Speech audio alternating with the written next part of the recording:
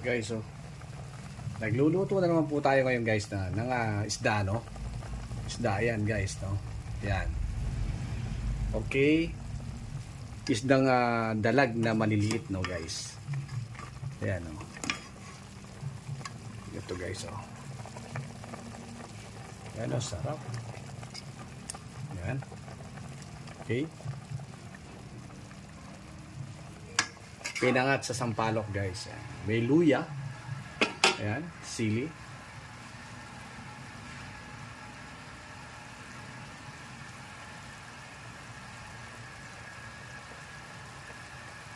Ayan, ready na po tayo ha. Ready na po yan i-serve. Guys, luto na po yan. Okay. Tara, kain tayo.